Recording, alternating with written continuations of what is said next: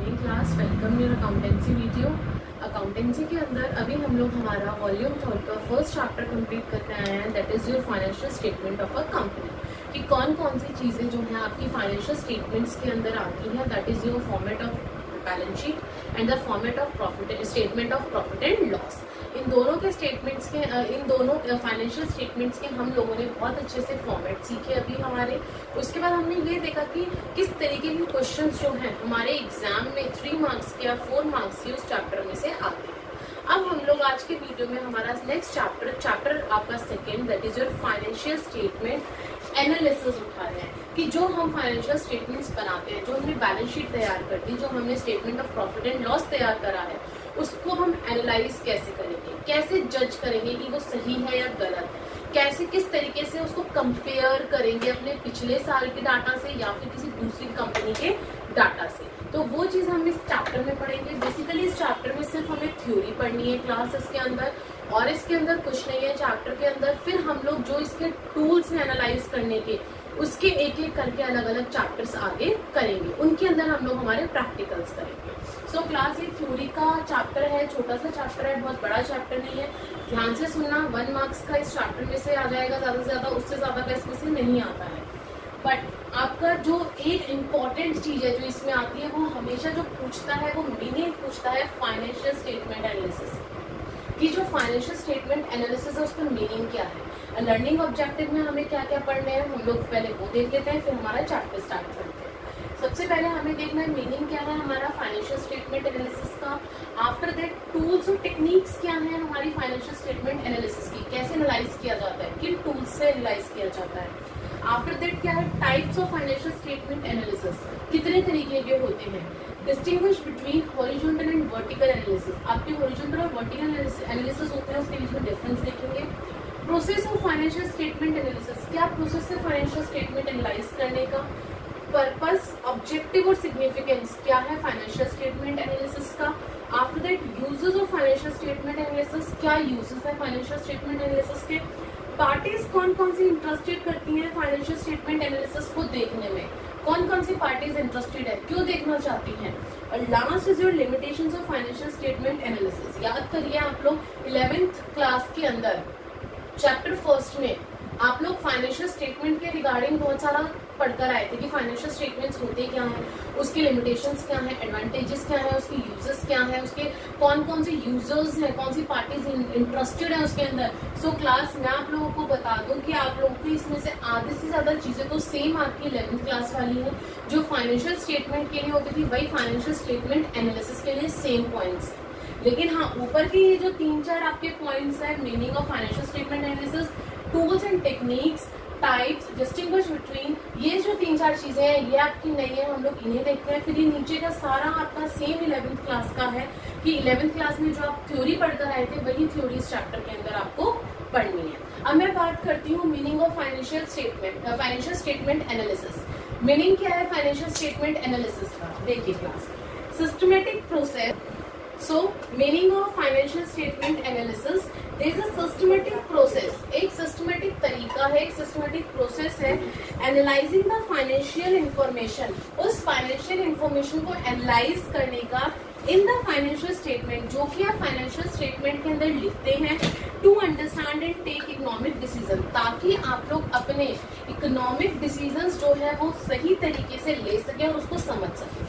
दोबारा रिपीट कर देती हूँ, अपने डिसीजंस, इकोनॉमिक डिसीजंस ले सकें अपने किससे, फाइनेंशियल इंफॉर्मेशन से, जो कि आपको फाइनेंशियल स्टेटमेंट्स में से मिलती है, उसको एनालाइज किया जाता है, उसे बोलते हैं फाइनेंशियल स्टेटमेंट एनालिसिस। अब मैं बताती हूँ इसके tools and techniques of financial statement analysis. इसके टूल्स कितने तरीके के होते हैं, इसके टूल्स 4 तरीके के होते हैं। Number 1 comparative statement, number 2 common size statement, number 3 ratio analysis, number 4 cash flow statement. अभी जो 4 आपको यहाँ पे दे रखे हैं ना, आपके जो टूल्स दे रखे हैं, इन चारों को अभी हमें अलग अलग चैप्टर में बहुत अच्छे से समझना है। जो कंपैरेटिव स्टेटमेंट है और कॉमन साइज स्टेटमेंट है, इन दोनों को मिला के आपका चैप्टर 3 बन रहा है। चैप्टर 3 जो आगे चैप्टर हम लोग करने वाले हैं वो है chapter 3, that is your comparative and common size statement. इनका थोड़ा थोड़ा मतलब समझते हैं, फिर डिटेलिंग में इसको हम लोग आगे नेक्स्ट चैप्टर में पढ़ेंगे। Comparative study of individual items. Comparative statement के अंदर क्या होता है, हम कंपैरेटिव स्टडी करते हैं इंडिविजुअल आइटम्स की और components of financial statements of 2 or more year of the enterprises itself. यानी कि सेम कंपनी के अंदर हम लोग इस साल का पिछले साल से, उससे पिछले साल से कंपेयर करते हैं अपना डाटा, और इसका दूसरा नाम होता है हॉरिजॉन्टल एनालिसिस। आगे नेक्स्ट है common size statement. Common size statement के अंदर क्या करते हैं, common size statement in which individual items of financial statements of 2 or more year are placed side by side। 2 साल का डाटा रख दिया जाता है, प्रीवियस ईयर का, एक करंट ईयर का, and thereafter converted into percentage taking a common base.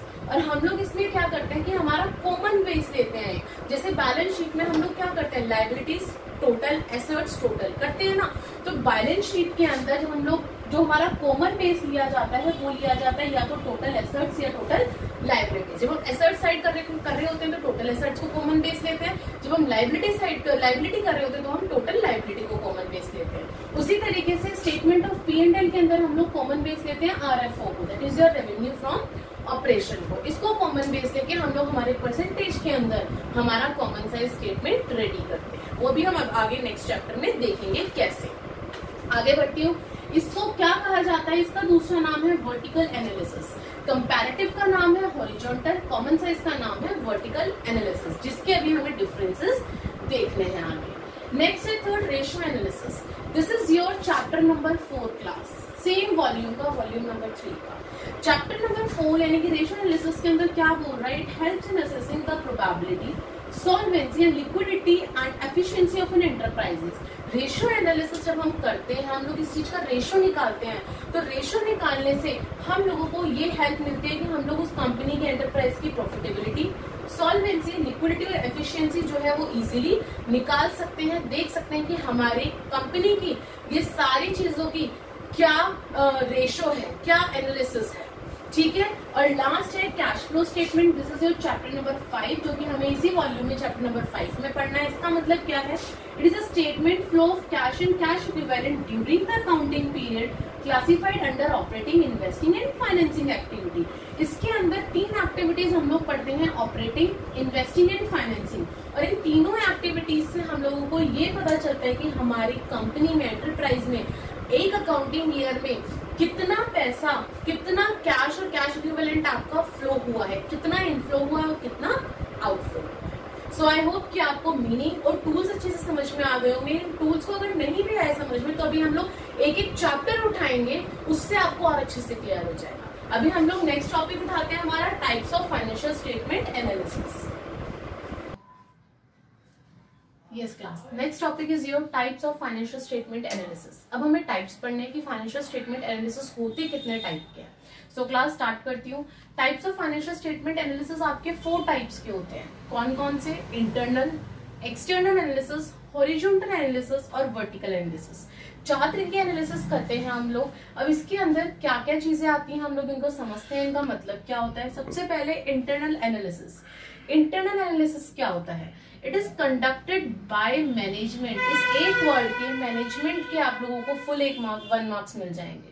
क्यों, क्योंकि इंटरनल यानी कि अंदर से जो एनालिसिस करता है फाइनेंशियल स्टेटमेंट की, और कंपनी के अंदर कौन होता है, मैनेजमेंट होता है। तो it is conducted by management to know financial position and operational efficiency of business, कि हमारे बिजनेस की फाइनेंशियल पोजीशन क्या है और एफिशिएंसी क्या है।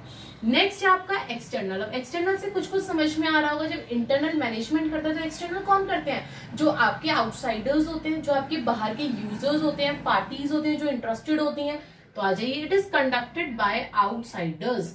कौन होते हैं outsiders, such as creditors, bankers, government agencies. वो लोग जो आपकी कंपनी से जुड़े हुए होते हैं और जिनको आपकी कंपनी के फाइनेंशियल स्टेटमेंट में इंटरेस्ट होता है। आगे बढ़ती हूँ। तीसरा है हॉरिजॉन्टल, जिसका नाम, जिसके 4 नाम है, किसी भी नाम से आ सकता है। सबसे पहला हॉरिजॉन्टल एनालिसिस, दूसरा है डायनामिक एनालिसिस, तीसरा है इंट्राफॉर्म एनालिसिस और चौथा है आपका टाइम सीरीज एनालिसिस। इसके 4 नाम है और ये चारों नामों में से किसी भी नाम से आ सकता है। दोबारा बोल रही हूँ, हॉरिजॉन्टल एनालिसिस पहला, डायनामिक दूसरा, इंट्राफॉर्म तीसरा और चौथा टाइम सीरीज एनालिसिस। अब इसके अंदर है क्या, to analyse statement for a number of years. For example के थ्रू समझाती हूँ। एक बच्चा है, अब उसके हम लोग सिर्फ एक सब्जेक्ट में मार्क्स देते हैं, लेकिन अलग अलग क्लास के। उसी तरीके से मान लो एक कंपनी है एक्स लिमिटेड, उस एक्स लिमिटेड के हम लोग अलग अलग ईयर्स के, जब डिफरेंट नंबर ऑफ ईयर्स के हम लोग क्या देखते हैं, हमारे डाटा उठा के देखते हैं, तो वो होता है आपका intra firm analysis, that is your horizontal analysis. जैसे इसका मैंने देखा, अब मान लो ये एक्स है, इसके मैंने इंग्लिश के मार्क्स देखे, 10th क्लास में 80 मार्क्स थे, 11th में 70 थे, 12th में 60 थे। तो ये जो एनालिसिस हुआ ना, जब आप जो है अलग अलग साल का लेते हो बट कंपनी आपकी सेम होती है, कंपनी सेम है और इसमें हमारे साल कितने हैं, अलग अलग साल है, तो वो होता है आपका हॉरिजॉन्टल एनालिसिस। आगे बढ़ती हूँ, वर्टिकल एनालिसिस। वर्टिकल एनालिसिस के अंदर अगेन इसके भी 4 नाम होते हैं। पहला होता है वर्टिकल एनालिसिस, दूसरा होता है स्टैटिक एनालिसिस, तीसरा होता है इंटरफॉर्म और चौथा होता है क्रॉस सेक्शनल एनालिसिस। चारों में से किसी भी नाम से आ सकता है। अब इसका मतलब क्या होता है, to analyse statement of 1 year only. इसके अंदर सिर्फ 1 ईयर होता है, एक ही साल का मैच करते हैं, लेकिन अलग अलग कंपनीज के साथ करते हैं। फॉर एग्जाम्पल आपका ये एक पर्सन है, इसके 12th क्लास में किस सब्जेक्ट में कितने नंबर थे, तो सब्जेक्ट इस बार अलग अलग हो गए ना। इसका मतलब यहाँ पे आपका साल तो एक ही रहा, ईयर एक ही है, लेकिन हम लोग अलग अलग कंपनीज उठा लेते हैं इसके अंदर। किसके अंदर, वर्टिकल एनालिसिस के अंदर। हॉरिजॉन्टल एनालिसिस के अंदर हम लोग जो है हमारा क्या कहते हैं, कंपनी एक होती है और साल अलग अलग होते हैं। वर्टिकल के अंदर हमारा साल एक ही होता है, बट जो कंपैरिजन करने के लिए कंपनीज होती हैं वो अलग अलग होती हैं। क्लियर है? आगे बढ़ती हूँ। ये थे हमारे types of financial statement analysis. Next है आपका process of financial statement analysis, same as in your 11th class chapter 1, जो हम लोग प्रोसेस ऑफ फाइनेंशियल स्टेटमेंट का पढ़कर आए थे। फिर भी एक बार मैं आपको बता देती हूँ इसमें होता क्या है। प्रोसेस के अंदर सबसे पहले हम रीअरेंज करते हैं हमारे फाइनेंशियल स्टेटमेंट्स को। रीअरेंज करा जाता है, जर्नल बनाया जाता है, फिर लेजर बनाया जाता है, देन ट्रायल बैलेंस बनाया जाता है, after that trading and profit and loss बनाया जाता है। तो ये सारे क्या हो रहा है, रीअरेंजिंग हो रही है, डाटा को आप डाल रहे हो तरीके से। तो इसके अंदर क्या लिखा है, reclassification and rearrangement of different data depend upon the purpose of analysis. किस पर्पस से एनालाइज कर रहे हो, उस पर्पस के अकॉर्डिंग आप अपने डाटा को रीअरेंज करते हो और रिक्लासिफाई करते हो। And maximum desired information from every data, और हर डाटा में से मैक्सिमम डिजायर्ड इन्फॉर्मेशन आप निकालते हो। आफ्टर दैट सेकंड स्टेप होता है कंपेयर करने का। जब डाटा इकट्ठा कर लिया उसके बाद क्या करोगे, कंपेयर करोगे। Necessary to obtain comparative data of same company of past period in time series analysis. जो टाइम सीरीज एनालिसिस है उसके अंदर हम लोग हमारी सेम कंपनी है ना, एक ही पर्सन था, एक ही सब्जेक्ट था, एक ही सब्जेक्ट का हम लोग क्या कर रहे थे, अलग अलग क्लास का। उसी तरीके से सेम कंपनी, मान लो ये एक्स लिमिटेड कंपनी है, तो सेम कंपनी का हम लोग क्या करते हैं, पास्ट पीरियड, अगर वो भी 12th क्लास में तो हमने उसका 11th और 10th में यानी कि पिछले साल का भी हम लोग डाटा इकट्ठा करते हैं in time series. But in case of cross sectional के अंदर क्या होता है, necessary to obtain comparative data of same accounting period of similar और कंपेरेबल एंटरप्राइजेस। यानी कि मान लो हमें खाली इस साल 2019-20 का अगर हम लोगों को, अगर 2019-20 का हमें डाटा उठाना है, तो हम लोग क्या करेंगे कि हम लोग 2019-20 का ही उठाएंगे, एक्स का उठा लेंगे, Y limited, Z limited, W limited, T limited, मतलब अलग अलग हमारी कंपनीज हो जाएंगी इसके अंदर। ठीक है, आगे बढ़ती हूँ। तीसरा स्टेप है एनालाइज करना। हमने डाटा इकट्ठा कर लिया, डाटा इकट्ठा करने के बाद हम लोगों ने कंपेयर कर लिया, अब हम लोग उसे एनालाइज करेंगे। Analyse with reference to financial characteristics like profitability, solvency and liquidity. अब आपको कौन सा एनालाइज करना है, जो एनालिसिस आपको करना है आप उस क्या कहते हैं फाइनेंशियल कैरेक्टरिस्टिक्स से एनालाइज करेंगे। फॉर एग्जांपल अगर आपको प्रॉफिटेबिलिटी निकालनी है तो प्रॉफिटेबिलिटी निकालेंगे, सॉल्वेंसी निकालनी है तो सॉल्वेंसी से एनालिसिस करेंगे, और लिक्विडिटी निकालनी है तो लिक्विडिटी से। एनालाइज कर लिया, एनालाइज करने के बाद फिर उसको इंटरप्रेट करोगे। इंटरप्रेट कैसे करोगे, it is concluding part should be precise and directed towards indicating the movement of various financial characteristics। यानी कि आपकी जो बहुत should be precise and directed towards indicating the movement of, ठीक है, कि हम लोगों को किस मूवमेंट में जाना है। अगर प्रॉफिट हो रहा है तो और ज्यादा प्रॉफिट कैसे अर्न कर सकते हैं, अगर लॉस हो रहा है तो हमें क्यों लॉस आ रहा है, हम क्या डायरेक्टेड करें, क्या हम लोग डायरेक्शन देखें कि हम लोगों का जो लॉस है वो प्रॉफिट में कन्वर्ट हो जाए। तो ये था हमारा प्रोसेस। उससे पहले हमने हमारे टाइप्स देखे, अब हम लोग हमारा हॉरिजॉन्टल और वर्टिकल के बीच में डिफरेंस देखते हैं। Yes class, next is your difference between horizontal and vertical analysis के बीच में डिफरेंस। अब हम लोग देखते हैं जो हमने कंपैरेटिव और कॉमन साइज के बारे में पढ़ा, हॉरिजॉन्टल और वर्टिकल एनालिसिस के बारे में पढ़ा, उसके बारे में कुछ थोड़े और पॉइंट्स देखते हैं ताकि आपको और अच्छे से इनके बीच में डिफरेंस क्लियर हो जाए। बेसिस सबसे इंपॉर्टेंट है, बार बार बोलती हूँ, बेसिस को मत अवॉइड करिएगा। सबसे पहले पीरियड, दोनों का पीरियड कौन सा लेते हैं, यानी कि ईयर्स। हॉरिजॉन्टल एनालिसिस के अंदर it requires financial statement of 2 और मोर अकाउंटिंग पीरियड। इसमें 2 या 2 से ज्यादा अकाउंटिंग पीरियड के बीच में कंपैरिजन होता है। वहीं पे वर्टिकल के अंदर there is only 1 period, require financial statement of only 1 period because there are different type of companies. Next आती हूँ कंपोनेंट्स और आइटम्स। कौन कौन से कंपोनेंट्स और आइटम्स यूज होते हैं in horizontal? It deals with same items of different periods. Same item लिए जाते हैं बट डिफरेंट पीरियड्स होते हैं। 2 और मोर पीरियड्स अभी हमने ऊपर पढ़ा। Deals with different item of same period, इसमें 1 पीरियड होता है यानी कि सेम पीरियड होता है, लेकिन आइटम्स जो होते हैं वो डिफरेंट होते हैं। तीसरे की बात करती हूँ इंफॉर्मेशन। इंफॉर्मेशन कहां से आती है? Provide information absolute and percentage terms, यानी कि जो हॉरिजॉन्टल होता है उसके अंदर आपका एब्सोल्यूट और परसेंटेज के टर्म्स में आंसर आता है जो आपको इंफॉर्मेशन मिलती है।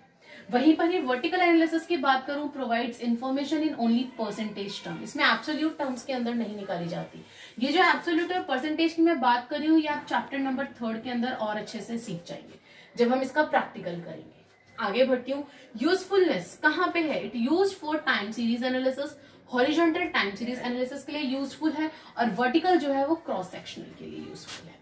ठीक है, नेक्स्ट है लास्ट कंपैरिजन। हॉरिजॉन्टल जो है वो कंपैरिजन का एक पार्ट है, it is a part of comparison. वहीं पर जो आपका वर्टिकल एनालिसिस है, it is a step which takes you towards the comparison, जिससे आप कंपैरिजन की साइड आगे बढ़ते हो। सो क्लास, आई होप कि आपको इस वीडियो के अंदर जो मैंने 3-4 थोड़े से टॉपिक करवाए हैं, मैंने इस वीडियो में ज्यादा टॉपिक्स नहीं आप ही कवर करे हैं, ये आपको समझ में आ गया होगा। पहली बात तो ये चैप्टर ही छोटा सा है।